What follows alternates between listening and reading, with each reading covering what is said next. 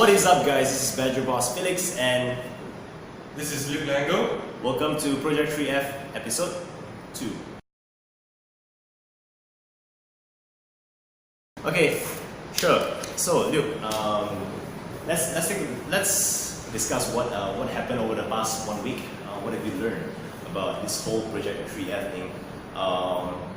So let's start with the most basic question first. How's your training? I only trained so far the past week. I only managed to train twice. That's why. Why? What happened? Well, I have a lot of things on my plate right now. So I've got to prepare for my upcoming exams, and recently I've undergone a few new projects. One was coming out with videos for the webinar. On top of that, I've also been trying to get content for my YouTube channel going. And all in all, it's just I'm just prioritizing other stuff a little bit more above my training right now. Okay. Cool. Yeah. So, gaining weight?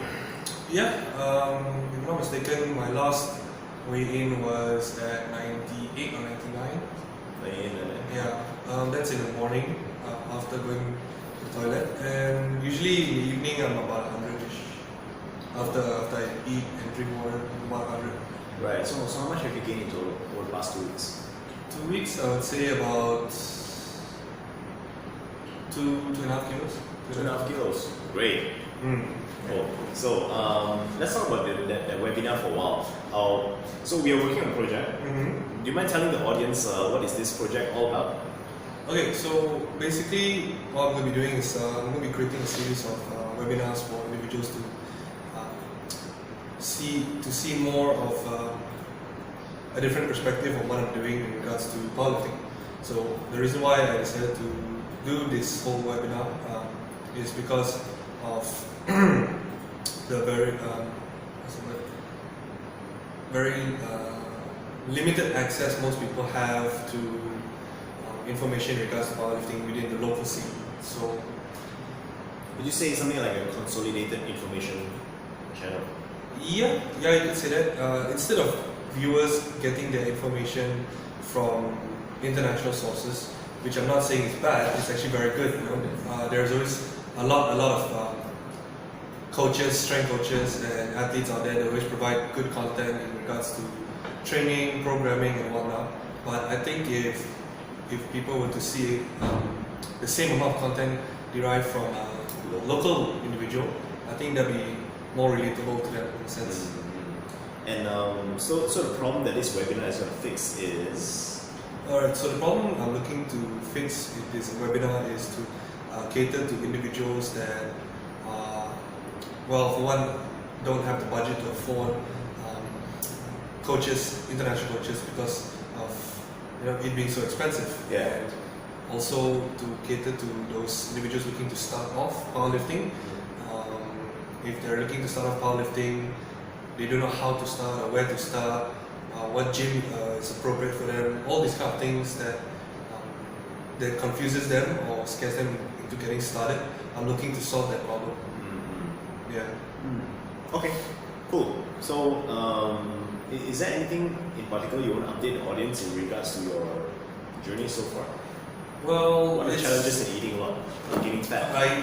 I don't think so. There's been any challenge lately. I think it's aside of the time, of course. It's actually quite fun. It's quite fun getting to eat as much as I like, whenever I like, anytime I like. It's very, very fun. It's very.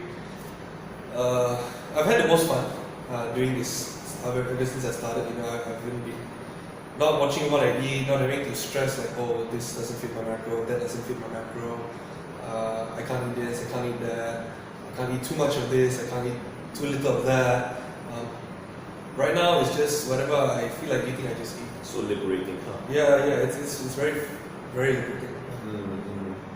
And so, quick question: what's the cheapest way to have the most amount of calories? Cheapest way to have the most amount of calories? Well, seeing as how we live in Malaysia, right? Almost any hawker stall has the cheapest amount of option to get the most amount of calories in. Anything from your standard chili pan mee to chap fan, also you can just eat a lot of it. And we call this, every hawker stall, every mama you go to, right, Maggi goreng, nasi goreng, anything that's fried, it's always an easy option to get the calories up really fast. Okay. What's the most fun way you have had this whole week? What is the most fun eating experience you've had this whole week? Wow. Oh yeah. So I think it was last Thursday. Yeah, it was last Thursday. I went to get my phone from the phone shop, and it was in Center Point, and I haven't had anything to eat all day because I had to rush to class, and then after class I had to rush to get my phone. So I haven't had anything from the minute I woke up until about say 12 in the afternoon. I was practically starving. So after I got my phone fixed, I dropped by KFC. So I had basically I can't remember exactly what I ordered, but I remember ordering enough to feed a family of 4 or 5. So how many chickens? I think there was 6 pieces of chickens, two bowls of rice, 2 coleslaw, 2 mashed potato, 2 cups of Pepsi, 1 cheesy wedges. Dude, that's insane. Yeah. What are the impressions of the other patrons in KFC looking at you? I didn't eat it there. I went home anyway. Oh, I see. Because I didn't want to eat there because at the time I had to actually go home and also do some work. So I basically took it away, went home, ate while doing my work. Should have brought your work to KFC and eat there and do your work there. That would be really inconsiderate to other people that wanted to use the tables to eat, because I probably would have taken quite a bit of time. How long? Well, overall I think I took about 30 minutes. Okay, now that I think about it, it's pretty fast. Eh? Yeah, 30 minutes is pretty fast. Okay, maybe not 30 minutes. I would say about in the ballpark of 30 to 45 minutes. Okay. Because I managed to finish the chicken within that time. There were still leftovers, so I took another 15 minutes and slowly finished that. By the way, if any of you missed the last week's episode, what advice do you have for hard gainers out there who want to eat a lot of calories in the fastest, shortest? Okay, so I have a lot of friends that always come up to me and say that, hey, look, you used to be like me, I was skinny. What advice do you have for gaining weight, And my go-to advice is just keep eating. But I do know that some people out there are always saying, yeah, but I eat so much and I still have time. I still have trouble putting on weight. Other people say that, hey, I can't eat a lot, but I can't eat a lot in one go. Okay, so what I have to say is there is a particular trick which I learned from Precision Nutrition, is that the trick is to actually eat as fast as you can before your body has the time to actually register that it's full. So as soon as your meal arrives, eat your meal as fast as you can before your body actually registers that it is full. If I'm not mistaken, the body takes about 25 minutes. 20 minutes. 20 minutes before it starts registering that it's full. So it works in the opposite way if you're trying to lose weight, right? Yeah. If you want to lose weight, you just need to eat your meals slower.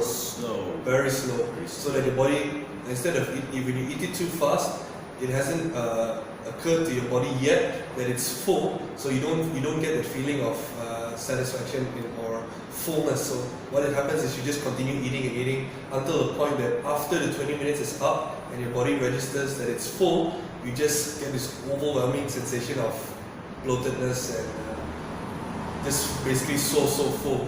So for those individuals that are looking to gain weight, my advice to you is to eat your meals fast, not gobble them up so quickly and then you get nauseous afterwards. Just eat it faster than what you're used to eating.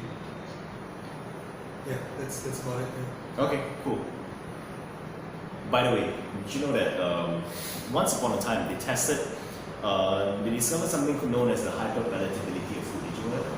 Hyperpalatability of food, okay. Hyperpalatability, that means your food is hyperpalatable. It's overly delicious. And how do we do that? Something very interesting. They put people into an MRI scan, right? So they intravenously give, I think, free fatty acids and glucose. Okay. And they watch as the brain activity shot up, and the brainwave, the pattern, looked like it was being fed morphine. Okay. Yeah. So if you want to have hyperpalatability of food, combining carbs and fat is the best way to do it. Just imagine spaghetti aglio olio, carbonara, char kway teow. Your favorite, right? Yes, yes. Yeah. So cool. Some fun fact. All right. Now let's move on with the podcast. So what was the most interesting thing that happened this whole week? Interesting. My lecture. Huh? My lecture. Yeah, what happened to your lecture? Yesterday you posted up a very was it yesterday? Yesterday, 2 days ago. Yesterday. Yeah. Something very interesting, some fun stuff. Okay, so basically I was in my last class. It was a ergonomics class, and basically we were studying about production of force in certain muscle groups of the body. And my lecturer went on to ask us about weight bearing on the body in regards to certain exercises, which position of exercises, which exercises, when you get into position wrongly, does harm or stresses your joints in an inappropriate way. And one of the exercises was squats. Now, basically, the class went on, and he was explaining how that when individuals squat below parallel, okay, it stresses the knee joints to the point where it's not good for the individual, right? And that he says it's better to squat above parallel, so it's healthier for the joints, for the knee joints. And well, coming from an athlete's point of view and also a coach's point of view, and also my years of research and studying about this particular what do you call this? Mechanic. Yeah, his particular theory, I questioned. Actually, it wasn't his theory. I mean, there's a lot of people out there who preaches the same message. Right? Yeah. I'm talking about a lot of bodybuilders. They do that. Nowadays, we are actually seeing a shift. A lot of bodybuilders are saying, do below parallel, do ATG, whatnot. But back then, it was like above. And even in fact, in ACE, should I be saying that? Anyway, just say it. In ACE, they teach that you shouldn't be squatting below parallel. I do not know if that's changed, but 9 years ago that was the case. 9 years ago. So there's a lot of people outside of just his lecturer who's saying this. So out of your research, you want to continue with it? Based on the research I've done, okay, correct me if I'm wrong, but there are more evidence supporting the benefits of individuals squatting below parallel than there is supporting those that squat above parallel. Okay. Anyway, back to my lecturer's theory. Where he stood on it. So I questioned in a very nice way as well. As any student, they have a right to actually ask questions, right? And it's encouraged that they ask questions. So when I asked my lecturer the question about squatting below parallel being bad for the knee joints, I asked him a question in regards to whether it was deemed appropriate to actually be saying something like that. I mean, I asked him what his basis was. So he and I went on to go on about it, and basically he tried to convince me and the entire class with very, very little information. He didn't really answer my question at all. He just kept being on the defensive, that this is the way, this is how it's done, this is how it's supposed to be done, this is what research says. So the minute he said this is what research says, I asked him very politely, sir, could I get a copy of that research as well? Because I'm very interested in doing this as it pertains to my career in coaching. And then he said he was very, I don't mean to sound rude, but he was very condescending. He said that I wouldn't understand the research if he could give it to me. So I said, okay, fine. And then again, we went to go back and forth. To me, I saw it as a very healthy debate amongst individuals looking to discuss about movement mechanics. But I don't think so. He saw it the same way. And to me personally, I found it to be uncalled for him to say such a thing. Do you feel that he offended? Do you feel offended? Oh, I feel that if you as a lecturer, if a student has a question, that you should, to the best of your knowledge, try your best to answer his questions, right? But in that particular case, my question was not answered. Instead, he was being rather condescending about it, saying that I would not understand things like that, and that I don't know what to say. what was the question you asked him? I asked him, but I asked him in a simple way. Wouldn't squatting below parallel be more beneficial for strengthening the muscles, because the squatting is actually a hip movement, not a knee movement. So your hip, which has a lot more muscles, tend to bear more load in regards to your knee. So whenever the hip moves, the knee just goes along with it. So I structured the question in such a way that actually strengthened my points, right? But he didn't bother listening. He just said no. Right. Well, I think that those of you out there who's listening to this right now, you guys can comment down there what do you think, okay? Ivan had a point. Ivan is one of the people who posted. He had a point. It says that something along the lines of if you squat at 98.7 kilo below parallel, it would have been the same load on the knee as if you squat 100 kilo above parallel. So basically what he's trying to say is that you can, if let's say it depends on the strength of the joint relative to the load. Am I right? So you can repeat that? Strength of the joint. Strength of the joint, which includes all the muscles that. Let's not talk about semantics over here. Which includes basically the strength of that joint. Okay. Relative to the load which is being pressed on.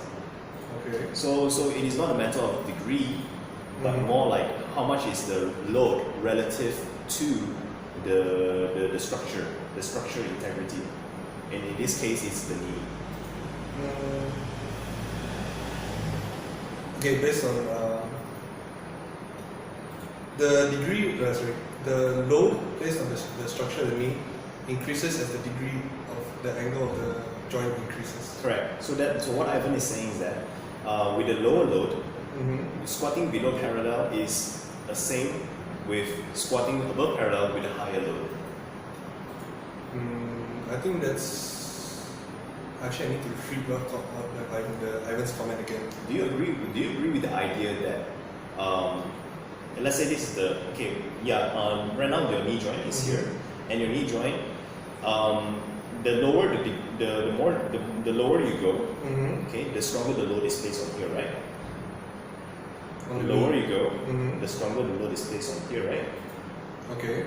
Okay, so if let's say you weren't going this low, let's say you go this high, okay, you squat until like that, that's above parallel.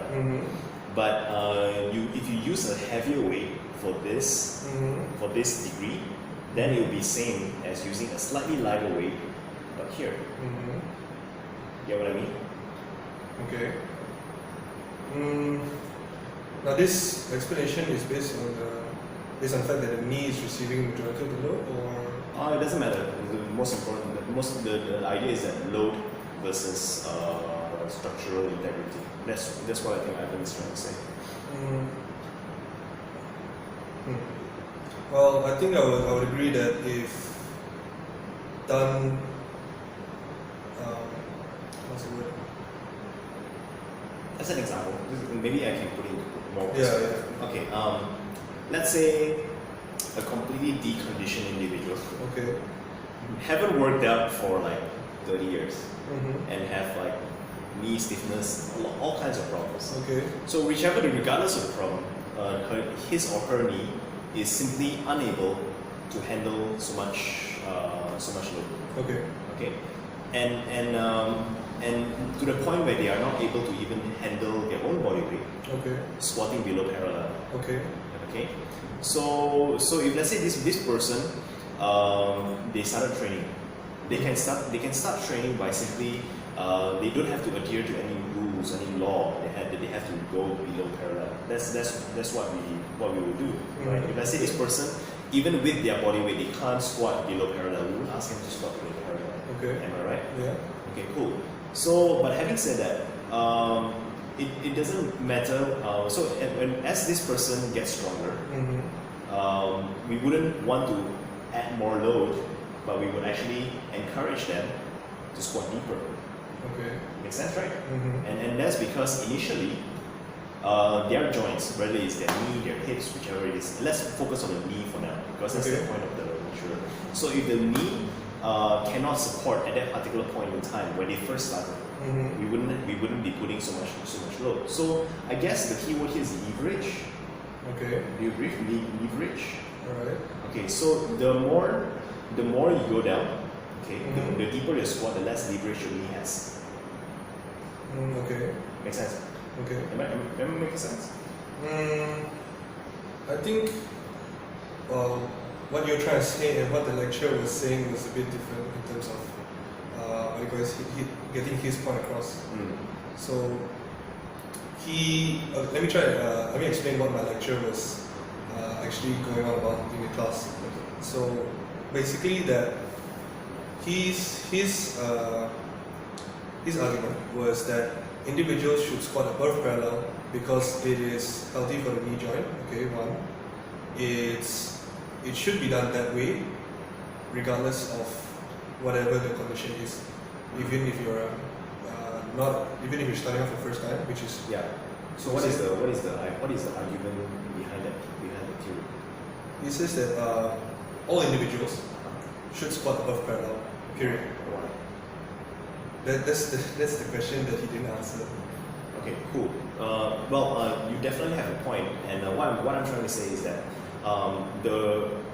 there is no reason why that should happen.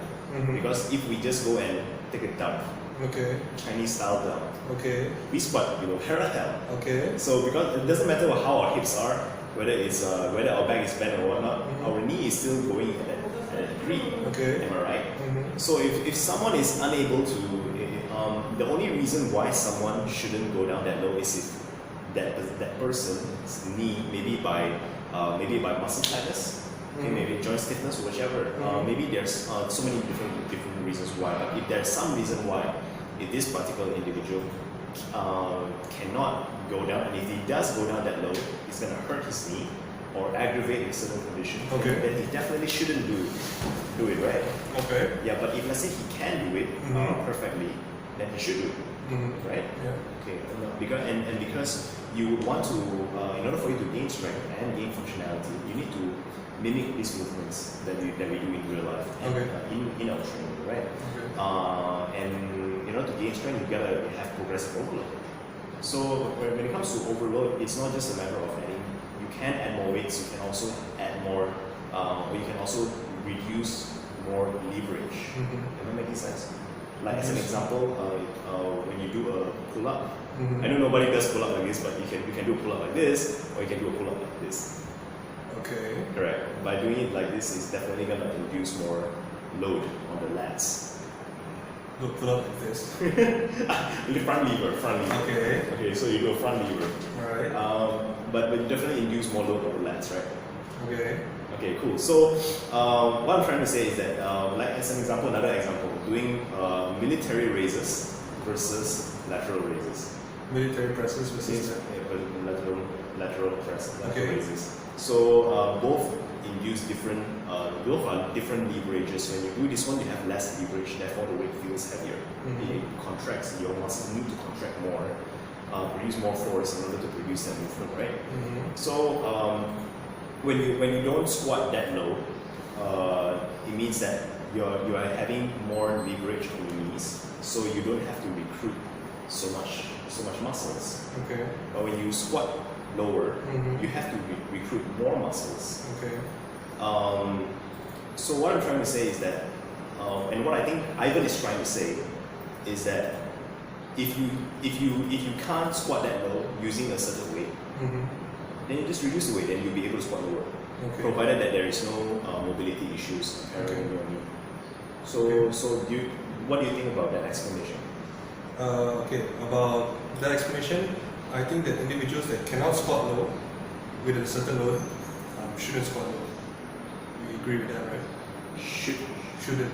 If an individual cannot squat Low. Below parallel. With a using weight. a certain weight, Yes. he shouldn't squat To lower that with that weight. with that weight. Yes. Okay. But my standpoint is that eventually Yeah. everybody should be squatting below parallel. Correct. Yes. So this is where my lecturer and I were at a standpoint. Yeah. Eventually. So he's like right now he cannot. No, he was No matter what. regardless. Not Not even eventually. Even if the person can squat down, they shouldn't squat down. Yeah. That was his point of view. So that was when I started asking questions. Like I mean, it was my right in the first place as a student to ask a question to the lecturer, and it is generally something I would want to learn. I mean, like I wasn't asking the question out of ego or spite or the fact that I knew better than him. It's just like I was very, very curious to see his reasoning behind it. I was generally wanting to learn if he had a point or where he's coming from. Okay, so the first, let's say this is the timeline, and this is where you start asking the question, Okay. and this is where the debate ended. Okay. At which point did you realize that he is never gonna give in? About 2/3 of the way towards the end. Yeah. Yeah. So why did you carry through? Well, I carried through by asking different questions. I mean, just to see where he was going. Were you heated at that time? You just- No, I don't really get heated during debates or arguments. I just want to see where he was coming from. I mean, like, you posted something about asking him in the personal. I mean, like away from class, right? Asking him when class is over. Yeah. And you said that the conversation would have been different. But if I had not asked him during class, then what about my fellow classmates as well? So now, if you're assuming that his theory is flawed, now I'm not saying it is, but if his theory is flawed, right, and he's teaching this to the whole class of 60 students, those 60 students are going to teach other people and tell other people about this particular thing. Okay, so that is why if that lecturer saw the error of his mistakes, again, I'm not saying he was wrong. If he was be able to correct it on the spot, then those 60 students would have gotten the correct flow of information and not gone out and told their friends, hey, no, this. So as you can see, the cycle always happens like that. Right. So the main motivation for you questioning the lecturer is because you're concerned that your fellow classmates might be receiving misaligned information. Why don't you still say that he's wrong? Why aren't you saying that he's wrong? Because then that would lead into a full-blown argument. Why would that lead into full-blown argument? Well, the last thing a lecturer wants is the student saying that straight up to his face, "You're wrong, sir." Okay. But like not just my lecturer, I think people in general don't like to be told they're wrong. You're an exception. I mean, unless okay, so rather than having someone say that you're wrong upfront, why don't you just try to ask them questions and see whether they can see the flow of information and make them come to the realization on their own that okay, he's right, I'm wrong. I find that to be people are more susceptible to that kind of flow rather than straight up, hey, you're wrong. If I were to do that, people on the receiving end, they would be more defensive. Okay. So, I mean, from my point of view, I was just genuinely wanting to know where he was coming from by saying this, and this. And when I tried to give my input, he was not accepting towards it. So, and the reason so you do believe that he's wrong, just that you don't want to say that he's wrong. And in the initial beginning, I did not know what to think of. I believe which is why I asked the question. I wanted to see where he was coming from, but because he failed to produce a single amount of, and he was condescending. And he was condescending to me. Immediately, I thought to myself, okay, then Okay, so initially you asked him because you were genuinely curious. Yes. And then he started to be condescending and he wasn't able to produce himself. So he at that point in time, how do you imagine he's feeling? This is what he's been taught his entire life, and what he thought was his research his entire life has led him to a certain conclusion. Maybe he didn't see certain points, certain perspective. He didn't see your perspective, and he felt that. How would he feel when you asked him those questions, and how would he feel when he couldn't produce those answers? I think he would have been taken back quite a bit, seeing. I don't think so. It's ever happened to him before, because the lecture is actually new. I see. It's actually new to the uni. But this is actually what I'm hoping to do. I'm actually hoping to go and see him again in private and actually sit down and talk about him with this. Talk to him about this. And for all I know, there could be a misunderstanding between him and I. And I don't want there to be any bad blood between us. I don't want him to see me as a student that is just questioning his authority. The thing is, I don't want him to see me as a problem child, and I don't want myself to see him as a lecturer that doesn't know what he's talking about. So I believe that if I talk to him in private, then we could resolve this issue. Okay, so just to recap, so initially you asked out of curiosity, and then the conversation turned south, and you realized that there's really no point really. So instead of trying to indicate to him, you try to ask different questions to see if he can realize the flaw in his argument, and that didn't work. So after that, you posted up this post on Facebook, and what was the motivation behind posting it up on Facebook? What do you hope to accomplish out of doing that? Actually, it's supposed to be pretty funny in the video. It's supposed to be pretty funny. Yeah, because it was not in any way bashing him. I did not say anything bad about it. I was just saying what happened that day. What people they give their opinion as to whether he was correct, whether he was correct or wrong. That's their opinion. But I just posted what I thought to be what I was going through my mind, which was the video, which is kind of funny. Okay. Yeah, it's like at one point I was, it's a matter of which theory or which stand can produce more data to support that idea.